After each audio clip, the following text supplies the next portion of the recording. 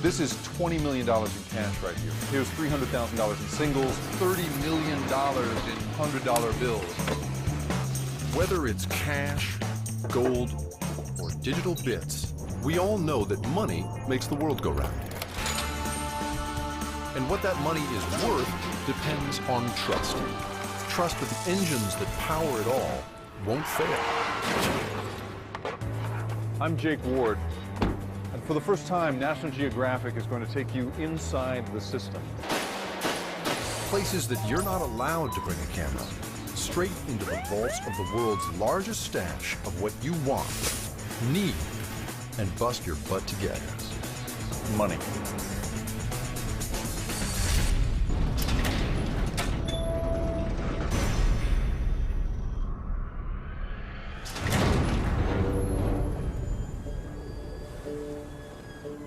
One of the places that truly controls money is the Central Bank of the United States, the Federal Reserve.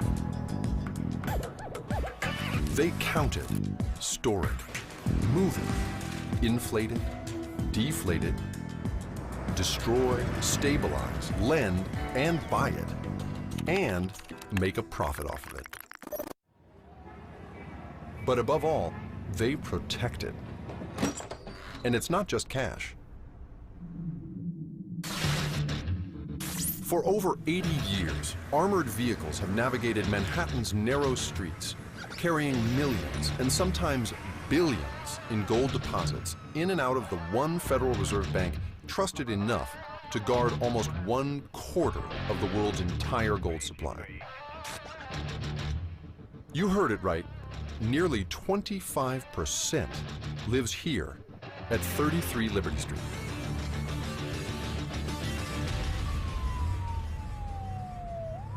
Today, a hefty deposit is on its way in, and this driver is the first line of defense. For obvious reasons, we can't really tell you his name, but he's not alone. His partners are armed, and the vehicle itself is like a vault on wheels, able to withstand bullets, even hand grenades.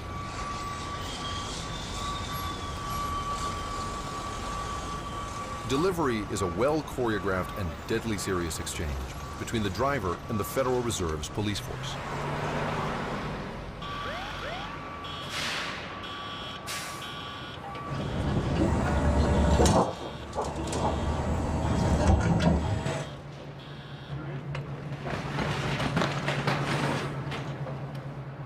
This small stack may not look like much, but if you tried to put it in the back of your car, you'd blow out the tires.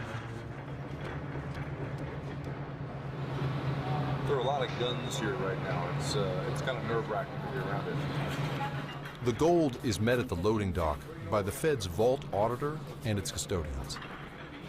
We have over a ton of gold right here, and street value today is over $55 million. Are you still into gold? Like, does gold have an effect on you emotionally, or are you sick of gold? You never get sick of the gold. Yeah, really? It puts a smile on people's faces when they come down to see it, and even puts a smile on our face when we're down there working with it. It just never loses its luster. Our camera crew is making a normally smooth exchange a little hectic. They're obviously a little nervous about it because this is a first. There's not a lot of hanging out with the gold just sitting here. After sorting out who's allowed to go inside with the cameras, they get down to the business of making the deposit.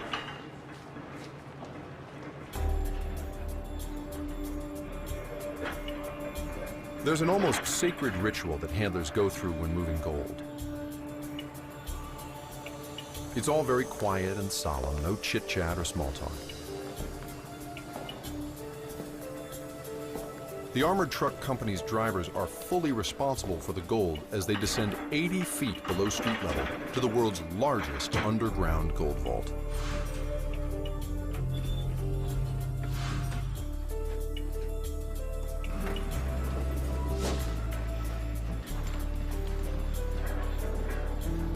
Only at the entrance does it officially become the keep of the New York Fed.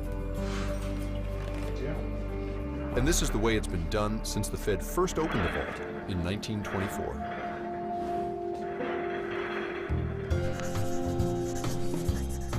The New York Bank is one of 12 that make up the Federal Reserve System. Together, they're like the ultimate piggy bank, a place where your bankers bank. And if there's a financial panic, the Fed acts as a lender of last resort. That creates a kind of trust in the entire system. So from the beginning, Fed banks were built to look imposing, like fortresses of money.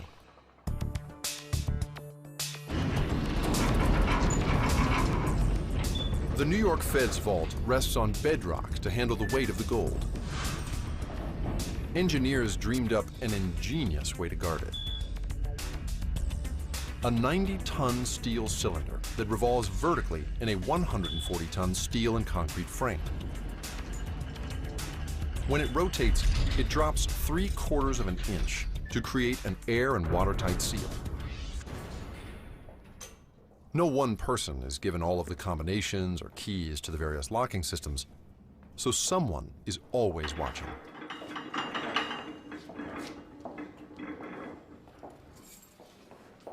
So now there's 3 of you. It takes 3 people to open the door? Yeah. I see. 2 vault custodians and an auditor.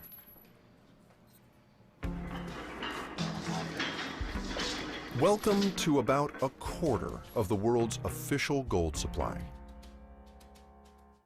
Just one of these bars is worth $640,000.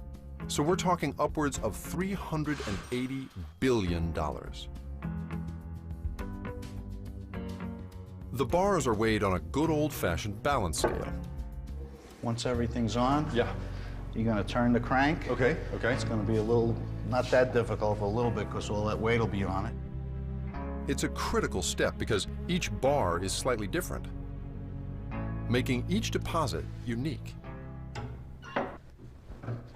The scale measures down to 1/100th of an ounce. That's about 1/3 of a paper bill. Still, that's worth about $17.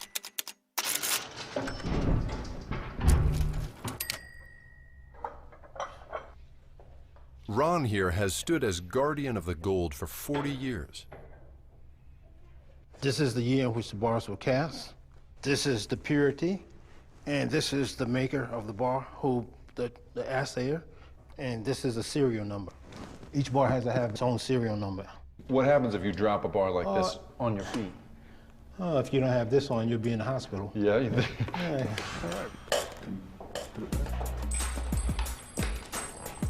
All right, so I'm about to pick up $640,000. That is a life-changing sum of money. Whoa, whoa. It is so much heavier than you think it's gonna be. Gold is very dense. Wow. So whose gold are we handling right now? Country, central bank. Do you know? I mean, can we tell from looking Oh, at no, this? we can't tell. You can't tell me? No. I see. There are rules about that kind of thing. The Fed's discretion and intense security are so trusted that few depositors have ever even asked to see if their gold is still here.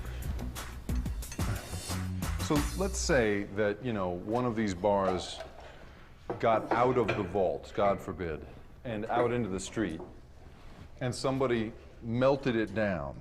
Would there be any way of identifying this gold again? Not if they melted it down. No. But if they tried to sell it like this here, they would find out. For thousands of years, people used gold as money. And why not? It's shiny, it's pretty, and like the man said, once you melt it down, it's untraceable. Or put another way, it's the perfect recyclable money.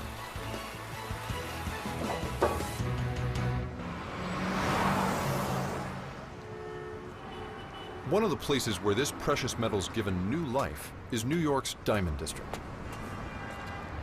On these 2 blocks of New York, $24 billion in cash changes hands every year.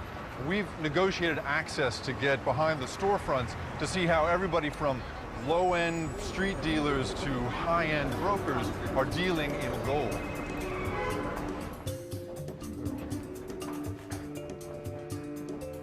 Hello.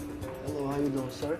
Very good. Alexandra Rogovsky has a hefty chunk of that $24 billion inside his bag. Selling today? Got some gold, got some silver bar. He has gold to sell. a lot of it, and he's about to find out what it's all worth. So I was wondering if you can tell me what I can get for this. Надо что, пускай тянут, реально пускай скажут сумму. Когда если, послушай, если они 14 берут, пускай тянут и 3 недели.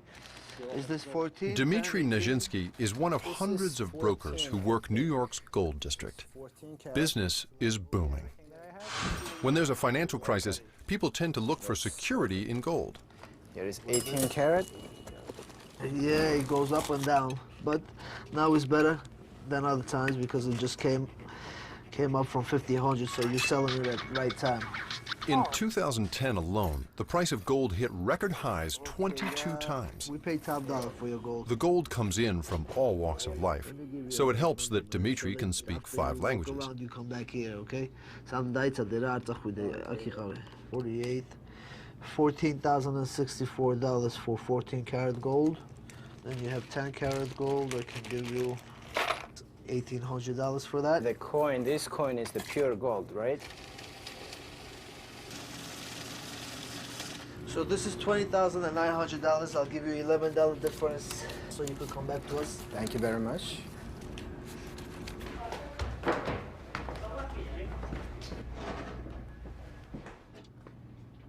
Dimitri? Yes. Hi. I'm Jake. Hi. How are you? Very nice nice to meet you. to meet you. Thank you for having me. Sure. And how much do you see in a day? How many people come through here? In a day, it depends. It could be anywhere from 5 to 50, 70 people a day. What happens to the gold once you've got it, right? You buy a day's worth of gold. What do you then do with it? Once we buy gold, let's say we buy, this is about $25,000 worth of gold. Okay. Once we buy this gold, we melt it down to a small brick, and then we have it tested and sell it. Can I watch you Sure, melt it down? definitely, sure. I'd like to see it. Now most of the jewelry we have is 14 karat. The nooks and crannies of the gold district are full of places like this. Millions of dollars flowing in and out. Some, like Dimitri's, even have a foundry in the basement. How are you, my friend? No! Oh my God, you serious? It's the mayor, this guy. Please, man, I wanted to melt it. Not ready? Okay.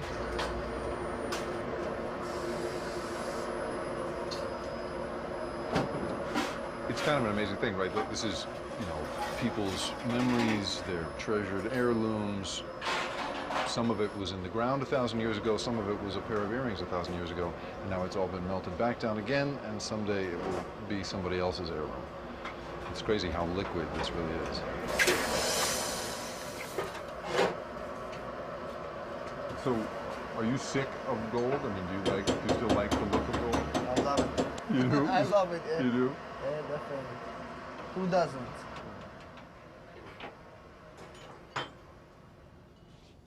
The gold that leaves here is recast and reborn as another person's treasure, continuing to make money along the way. And sometimes that treasure is a lot closer than you think. Every couple of hours, trillions of dollars change hands. All that money used to be backed by gold, but not anymore. Today, our buck is backed by a promise from the U.S. government. The fact that it all works based on trust alone is simply taken for granted.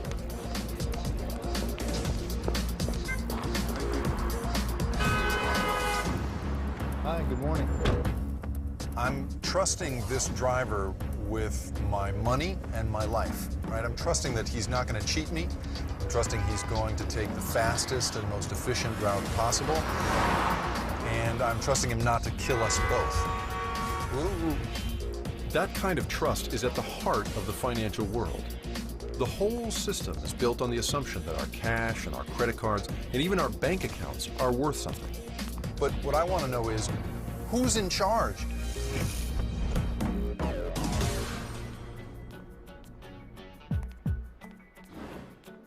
I've come to Washington, D.C. to meet the head of the entire Fed system. You know, he's been dealt some of the most difficult cards in the history of finance. You said that Mr. Bernanke just happens to be the most powerful nerd on the planet. The Fed that was responsible for this. Sure, the Fed played a role. Federal Reserve Chairman Bernanke is one of the most powerful men in the world when it comes to your money. He holds the reins to our central bank, an institution controlled by both the public and private sector. Hello, how are you? Good, thank Welcome. you. Thanks very much for making the time. I know you guys. What would life be like without the Federal Reserve?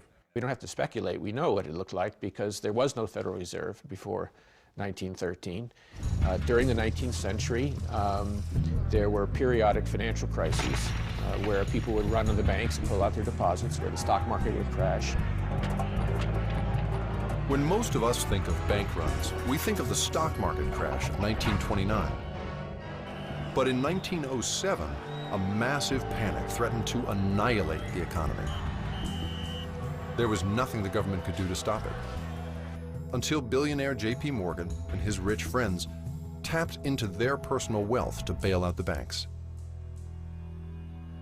Which led Congress to say, look, enough is enough. We've got to have a central bank that can manage these crises. And that was the beginning of the process that led to the Federal Reserve. You're in the Situation Room happening now. We're following breaking news. Less than 2 years after Chairman Bernanke took office, he was faced with the worst financial crisis since the Great Depression. In a panic, when people are pulling all their money out of financial institutions, what the central bank does is provide short-term loans, which help the banks stabilize. And that's what we did during 2008, 2009. But what about those who don't agree with the Fed's actions? They bail out Morgan Stanley and then Goldman Sachs. When I up, who bails me out? No one. And the Federal Reserve. And the fractional banking system. And the Fed! If you ask most people, I think they would say that the Fed spent a lot of taxpayer money trying to stop the crisis and bailed out banks and that kind of thing.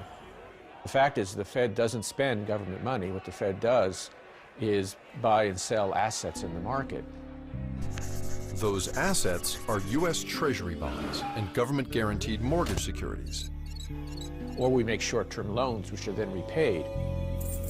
Loans repaid with interest. In the last 3 years, the Fed has given the Treasury $200 billion. That's profit, that's not loss, that's not cost. While decisions in Washington, D.C. affect the state of the nation's wallet, the Fed's 12 regional banks make sure there's enough physical cash to go around. Whether to fill new orders or replace your old worn-out bills, they call here, the Bureau of Engraving and Printing. Because when it comes to trusting your money, first appearances mean everything.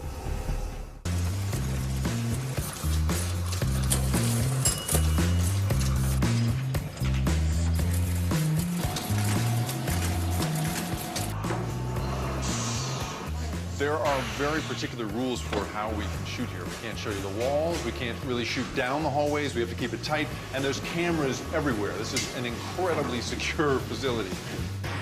The BEP fills annual print orders for the Fed. In 2011, that meant a whopping 23 million bills a day. And each bill gets a serial number and a code that tells which bank is charged for production. If you look at any bill you have in your pocket, there's a small number and a letter together. Mine says C3. This series says F6. That stands for the Atlanta Federal Reserve Bank. And so you know that if the F and the number 6 don't correspond, F is the 6th letter in the alphabet, then that's a fake note. Although it looks like money as it flies through the presses, it's not official until it's cut, wrapped, and sent to one of the 28 Federal Reserve operations centers around the country, where cash deliveries flow in and out by the ton.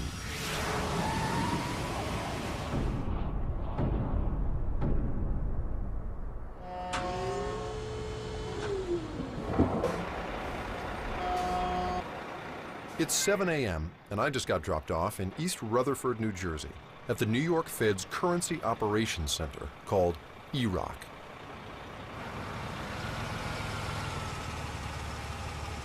It's a neighborhood, you know, it looks pretty ordinary, except that in and out every day flows billions of dollars in cash.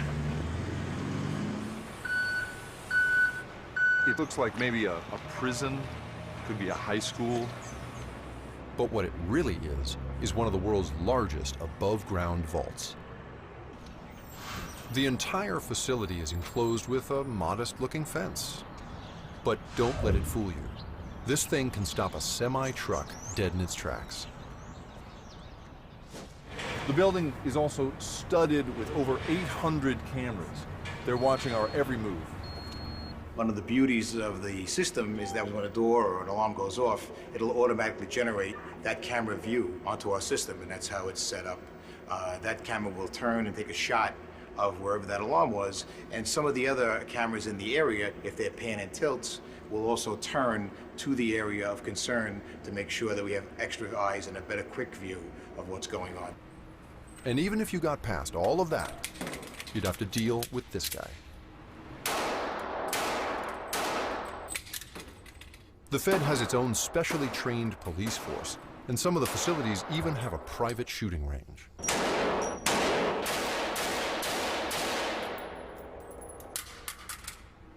If the building were, just by itself with unarmed guards, do you think that would be enough? It feels to me like a really hard place to break into, even if everybody here was just carrying sort of batons. Do you need the guns? Absolutely. That's what makes us a hard target.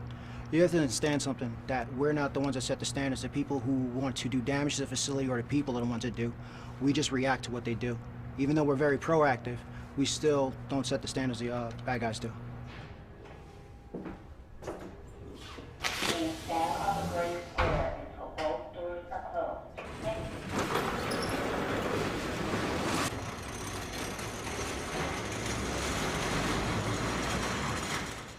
If you've ever spent $1 in cash in New York City, that dollar has probably been through this building. This is the hub of all physical currency that would move through this area. It's where your bankers bank.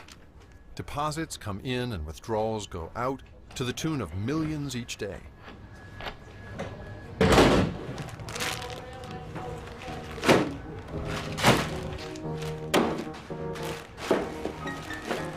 It's entered by the bagful into the Fed's accounts.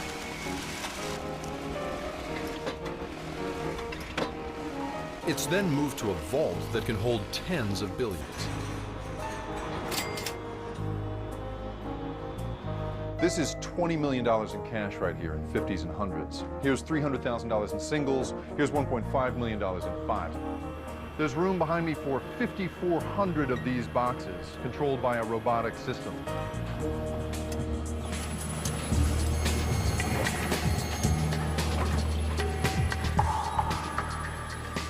It's like the movie Wall-E in here, except they're pushing cash instead of trash.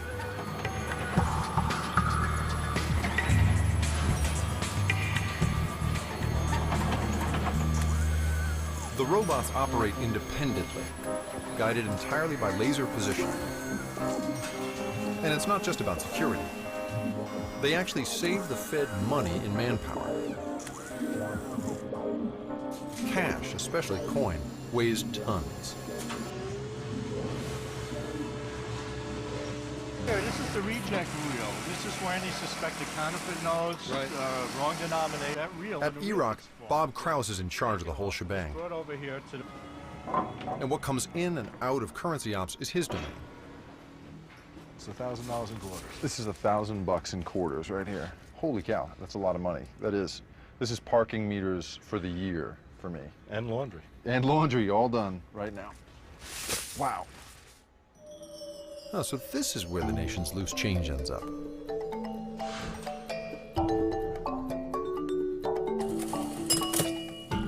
Do you find yourself sort of just personally casting pennies aside the way I do, or do you think about it differently than that? Oh, I think about it differently, just like I think about the dollar bills differently. When I take my money in my pocket, I fold it up nice and neatly, whereas opposed to other people that don't. And the same thing with pennies. To me, it's all, I have a different perspective on it. In the real world, our cash takes a lot of abuse, but it still has a long lifespan. Thanks in part to a small team of stress testers in Washington, D.C.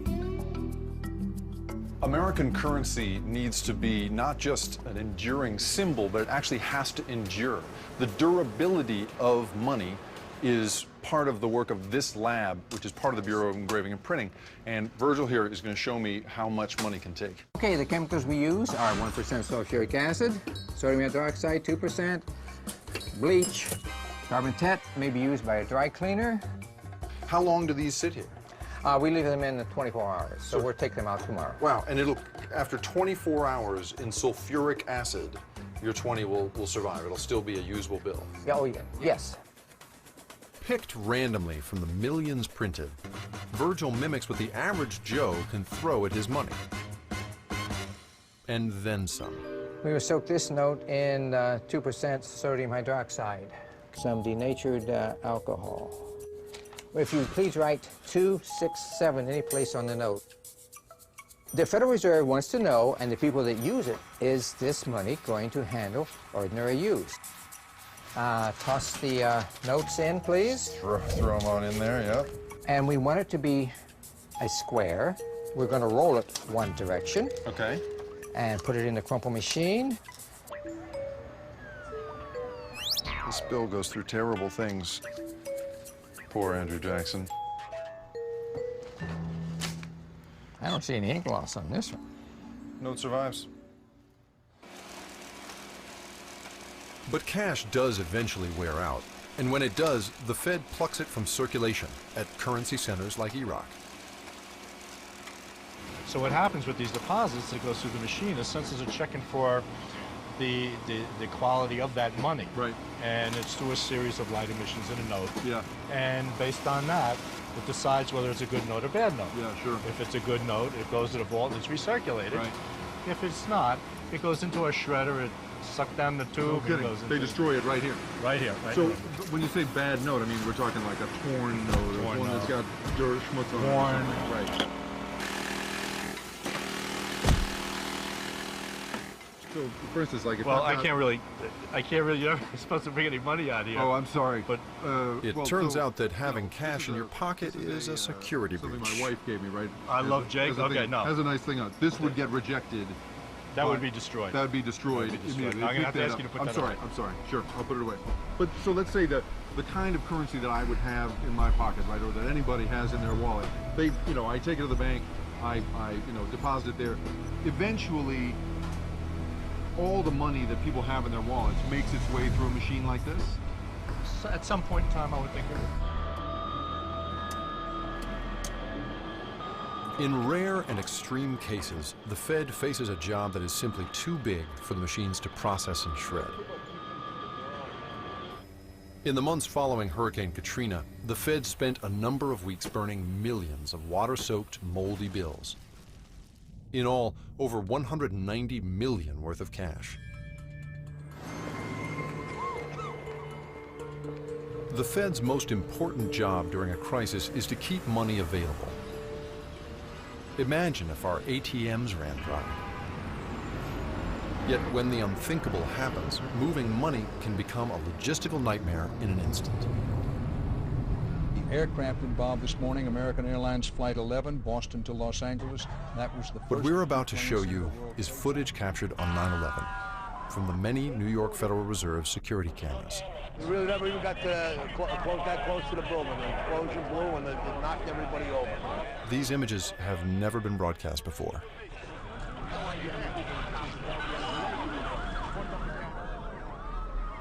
We're here, not 500 feet from where the Trade Center stood.